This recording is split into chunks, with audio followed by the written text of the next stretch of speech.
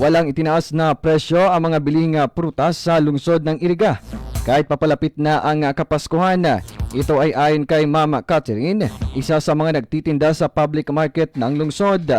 Sa panayam ng 96.7 Rinconada News FM, ayon sa kanya, nasa 100 pesos ang presyo ng isang basket ng kiat-kiat at nasa 300 pesos naman ang presyo ng grapes, habang 3 piraso ng orange at apple ay nasa 50 pesos.